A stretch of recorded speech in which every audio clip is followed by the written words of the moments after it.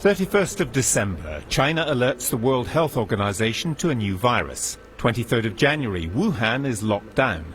24th of January, a study in the British medical journal The Lancet reveals the acute danger to human life from the new coronavirus. On the same day, Boris Johnson skips the first Cobra meeting called to address the crisis. 29th of January, Johnson misses the second Cobra meeting on the new virus. 30th of January, the WHO declares a public health emergency of international concern. 31st of January, Brexit Day. 2 people in the UK test positive for coronavirus. NHS England declares the first ever level 4 critical incident. But the Johnson government declines to join a European scheme to source personal protective equipment despite being invited. 5th of February, Johnson misses the third Cobra meeting on the virus. 12th of February, an Exeter University study warns that the virus could infect 45 million people in the UK if left unchallenged. On the same day, Johnson skips the fourth Cobra meeting called to address the crisis. 14th of February, Johnson retreats to the government grace and favour estate at Chevening for a working holiday. Aides are told to keep his briefing notes short. According to one official, box submissions have to be brief if he's going to read it. If they're overly long or overly complex, Dominic Cummings, sends them back with savage comments. It will later emerge that much of Johnson's time was actually spent reaching a divorce settlement with his estranged wife in order to pave the way for the announcement that he and his girlfriend are now engaged and expecting a baby. 15th of February, the first recorded coronavirus death in Europe. 18th of February, Johnson skips the fifth Cobra meeting on the virus. The Prime Minister did not attend any of them. Is that true?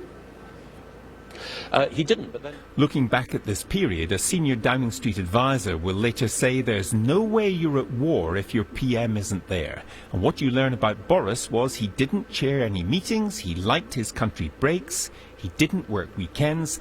There was a real sense that he didn't do urgent crisis planning. It was exactly like people feared he would be. 26th of February, 500,000 Britons could die according to a leaked UK government worst-case scenario document.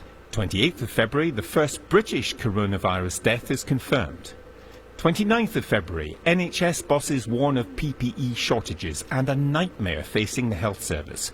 But PPE stockpiles have been left to severely dwindle or go out of date. On the same day, Johnson retreats to Chequers to announce his engagement and his fiancée's pregnancy.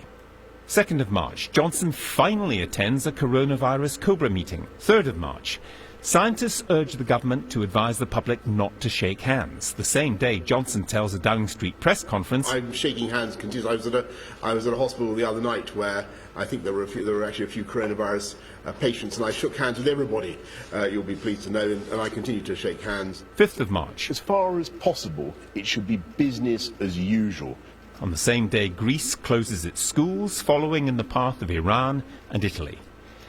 6th of March, Johnson shakes hands with scientists working on an antibody test, putting them at risk. 7th of March, the Prime Minister joins 82,000 closely packed spectators at a Six Nations rugby match. 9th of March, France bans large events and begins stricter distancing measures, while Ireland cancels St Patrick's Day parades. The UK government says there is no rationale for cancelling sporting events. And they're off. 10th of March, the Cheltenham Horse Racing Festival goes ahead with 250,000 people attending over 4 days. Data will later reveal a spike in cases in the region after the event. 11th of March, the WHO declares a global pandemic. Madrid closes its schools as it becomes the epicentre of Spain's coronavirus crisis. On the same day, Johnson allows 3,000 Atletico Madrid fans to fly to Liverpool. An investigation will later be launched into a regional spike in cases on Merseyside. 12th of March, the key date.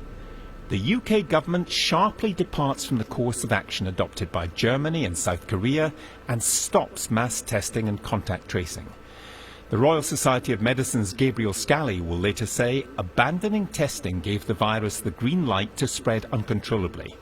Also on the 12th of March, ITV's Robert Peston is briefed by the government on its approach. He writes, "The strategy of the British government in minimising the impact of COVID-19 is to allow the virus to pass through the entire population so that we acquire herd immunity."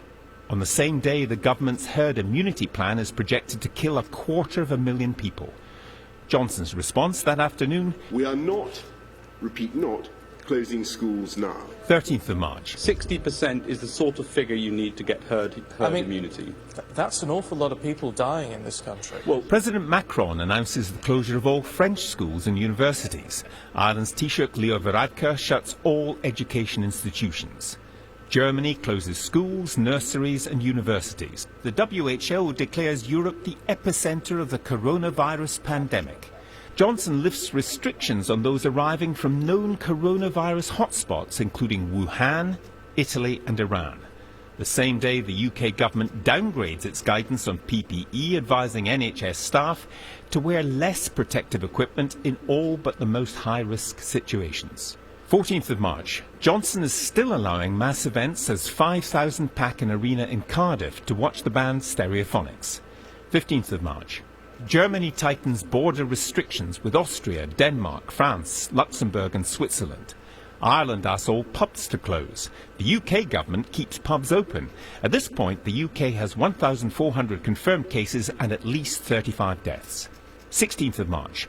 The Imperial College study is published. It concludes over 500,000 Britons could die. Johnson asks people not to go to pubs, but allows them to stay open. On the same day, he jokes that the push to build new ventilators should be called Operation Last Gasp. 17th of March. France goes into lockdown. 18th of March. Tracing every contact must be the backbone of the response in every country, says the WHO. It is now 6 days since the UK stopped contact tracing. The official UK death toll stands at 100. 19th of March. A government diktat tells NHS hospitals to move elderly patients into care homes, even if they have COVID-19. A Whitehall official will later say that the policy was designed as a stiff broom to free up capacity in hospitals. The policy is blamed for a later explosion of cases in care homes, with one cardiologist saying, "We actively seeded this into the very population that was most vulnerable." 20th of March. UK closes schools and pubs on the same day a senior government advisor claims PPE shortages have been completely resolved. The British Medical Association will soon report acute PPE shortages in dozens of NHS trusts across the UK, putting frontline NHS staff at risk. Also on the 20th of March, Johnson tells the nation he's hoping to see his mother on Mother's Day. 22nd of March. Under pressure, Johnson now tells people not to visit their mothers on Mother's Day. 23rd of March, the UK finally goes into lockdown. 27th of March, Johnson and Dominic Cummings have coronavirus. Cummings will break lockdown by driving 260 miles to Durham, then Barnard Castle. 7th of April, to date the UK has conducted just 1/5 the number of tests as Germany. The official UK death toll reaches 10,000. 18th of April, the government admits PPE is running out, but announces that 400,000 Turkish gowns are due to arrive in the UK the following day. They don't. 21st of April, it's revealed that PPE manufacturers' offers of help to the government have been repeatedly met with silence. Instead, millions of pieces of PPE are being shipped from the UK to Europe. By now, 80 frontline health workers have died from coronavirus. 22nd of April. The government announces it will resume contact tracing, critical to controlling the spread of the virus, having ditched the policy 6 weeks ago.